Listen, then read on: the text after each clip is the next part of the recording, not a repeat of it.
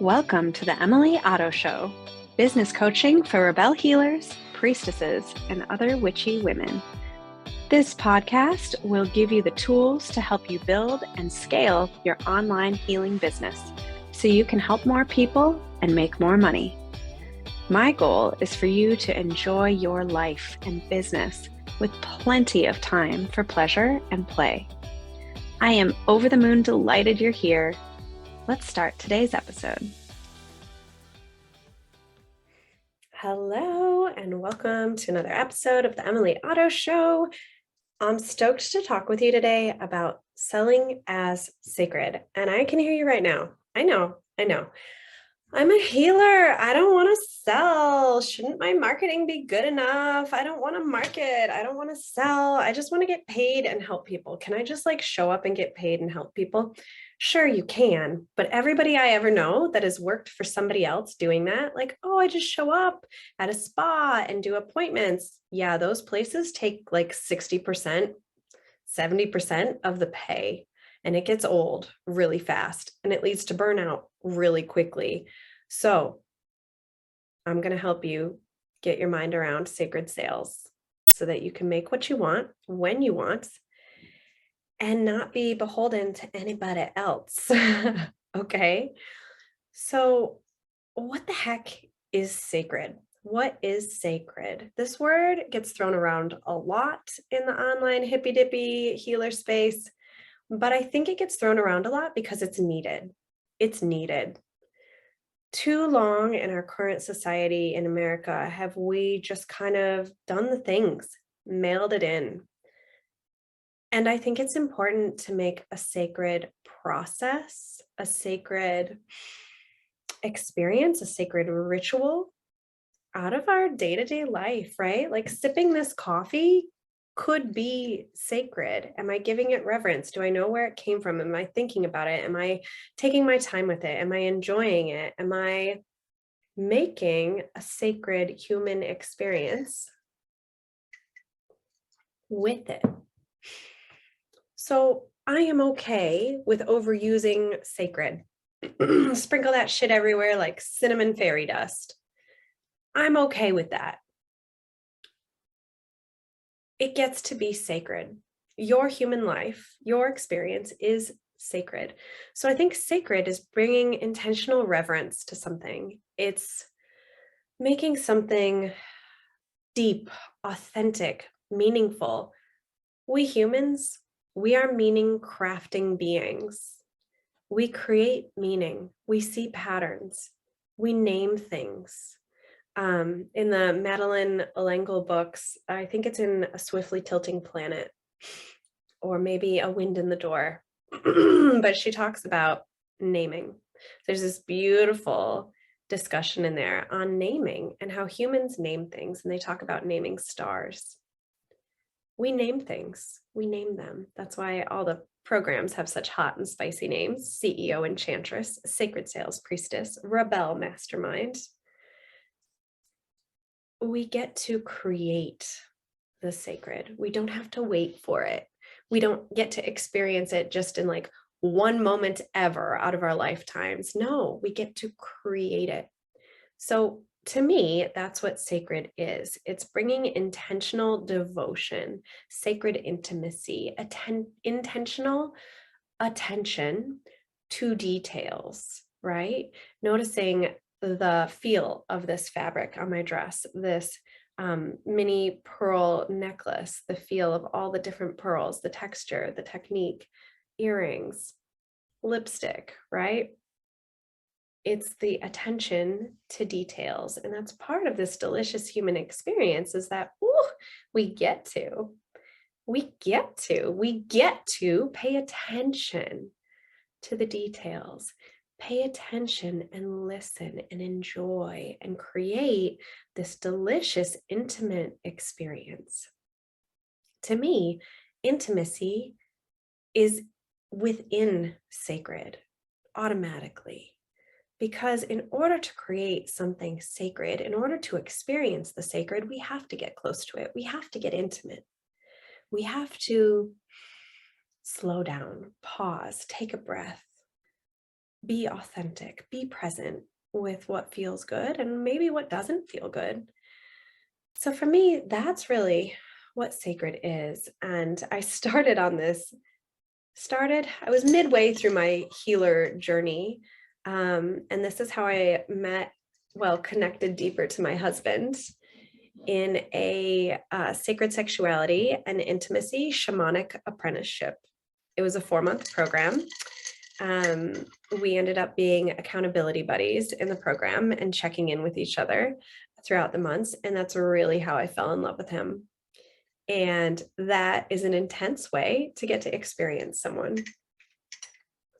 But it also helped me see and slow down with what's possible, right? So creating sacred space together, cultivating this intentional, delicious, slow down, authentic relating. And that's why I want to make the case for sacred sales. I know you don't want to make sales, but I want you to make sales and I want you to want to make sales. Some of my mentors say things like selling as service, selling is service, selling is helping. And I want you to repeat those affirmations until you believe them, because the only way that somebody gets to be supported by you and helped through your beautiful healing work in the world is by selling your service, selling your product, selling your program. Now, that doesn't mean you have to be a squeaky used car salesman or someone who sells snake oil, right? You don't have to do that. Those are like the stereotypical thoughts that might come to mind about selling. My grandfather, my grandpa Bisonet, his dad left the family during the Great Depression. Of what I know, his dad was an alcoholic and he left the family. And so his mom had to take care of all of them, and she would get leftovers from the school. And to the day he died, my grandpa would not eat cheese because he ate so much government cheese. Government cheese rations, if you've ever seen it, it's like this big block of like Velveeta-esque cheese wrapped in brown paper. It just says like cheese on it. He refused to eat cheese. And to make ends meet, my great-grandmother would bake out of her house. Didn't realize I'd be telling you this story. Here we go. She would bake, and she would bake gingerbread, and she would bake bread, and she would bake cookies. And in kindergarten, my grandfather in kindergarten would go door to door with a wagon and sell these baked goods before going to school. Again, in order to make ends meet, door to door. There's a fabulous recipe we have for gingerbread cookies. They're these big, if you're watching the YouTube channel, you can see me now, these big round cookies with jam in the middle, like a little divot for raspberry or strawberry jam. And he would sell those cookies to make ends meet. And then later in his life, my amazing grandfather served in World War II, was a sharpshooter veteran. And he came back and did various odd jobs. He literally cut ice from the Saginaw Bay back before we had refrigerators for people's ice boxes. And he would go door to door selling pots and pans. And my grandfather was one of the most kind-hearted people I have ever met. I will make it through this podcast. Hi, Grandpa. So he would always smile. He would always say thank you for everything. He loved my Aunt Sheila's spaghetti and meatballs. He lived with us in the last years of his life. He literally lived in our living room. And he was good at sales.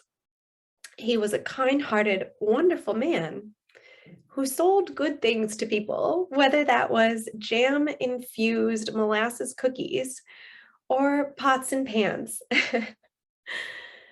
And I like to think about him when I think about creating a sacred sales process, a sacred sales experience, a sacred sales ritual, because selling doesn't have to be gross. Selling is simply the way that people are accessing the beautiful things that you have to offer them.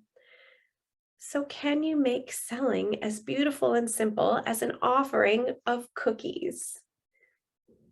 Can you make it a yummy, delicious, enjoyable experience for someone to enter into with you? What is selling? Selling is simply telling people about what you have so that they have the opportunity to be supported by and through you. Selling is simply enabling someone to work with you and be supported by you. And my goodness, if that's not a sacred process, I don't know what is. Selling is sacred. Selling gets to be sacred, and you get to make it so. Yes, you do. I have a really juicy program coming. It's going to happen in August. Get your cute butt on the wait list now, because I'm running Sacred Sales Priestess again in September. And this is for you. It's for you to create sacred sales, to find a way through that lights you up and helps you connect with more people and make more money. Thank you so much for being here. Hello, beautiful humans. I am so excited to announce my 6-figure healer business coaching intensive. This is for you if you're ready to make the income and the impact you know you're destined for. This is for you if you don't want to wait 6 months for results and you just want some intense support now so you can get the strategy, mindset, and action in alignment with your 6-figure healer life. What's included? A 45-minute video coaching call with me so you can get clear on your desires, strategies, and aligned actions. 2 weeks of Voxer support for accountability, mindset check-ins, and all the magical witchy woo juice you can handle. Access to both of my DIY coaching bundles, creating your signature offer that sells, and connecting to paying clients. Those bundles alone are generally sold for $397. All of that is only one payment of $555. You can grab the link in the show notes, book that session with me. I have openings right now. That's it for today. Share this episode with other Rebel healers so they too can make more money and deeply support their people. Join my free Facebook group at Business Coaching for Rebel Healers with Emily Otto, and stay tuned for next week's episode. XOXO.